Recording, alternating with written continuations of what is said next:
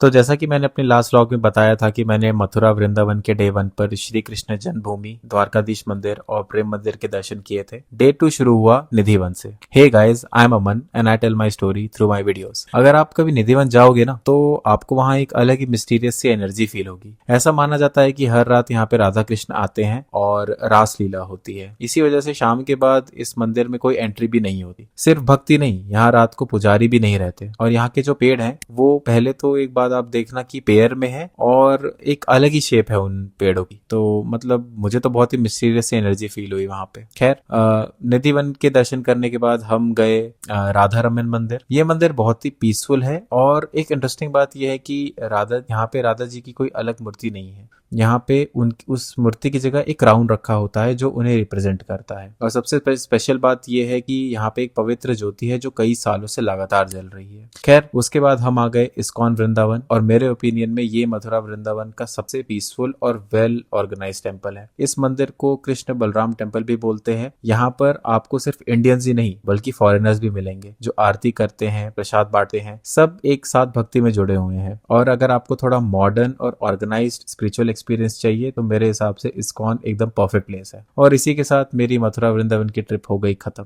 And believe it और not, मैं सिर्फ 10 मिनट के काम के लिए मथुरा से दिल्ली आया था। या सीरियसली सिर्फ 10 मिनट का काम था और उसके लिए मुझे मथुरा से दिल्ली ट्रैवल करना पड़ा। और वही बात है, मेरा कोई काम एक बार में हो जाए तो लाइफ कितनी सॉर्टेड हो जाती मेरी। खैर, स्पीड ब्रेकर्स भी आने चाहिए वरना ओवर स्पीडिंग हो जाती है। मेरे पेरेंट्स निकल गए थे अपने डेस्टिनेशन की तरफ और मैंने पकड़ी दिल्ली ट्रिवेंड्रम राजधानी। और आई डोंट नो कितने लोग मुझसे रिलेट करेंगे, पर अब राजधानी में वो बात नहीं रही जो आज से 10-15 साल पहले थी। मतलब आज से 10-15 साल पहले जब मैं ट्रैवल करता था राजधानी में, तब की क्वालिटी में और अब की क्वालिटी में मुझे तो पता नहीं क्यों डिफरेंस लगा है। खैर, आ गया मैं अपने घर और मेरे घर की हालत देखो। इतना सारा सामान वापस आया है मेरे घर पे और घर आप देख ही सकते हो कितना फैला हुआ है। खैर, हो गया ये व्लॉग भी खत्म। मिलूंगा मैं आपसे अगले व्लॉग में। Till then, see you soon.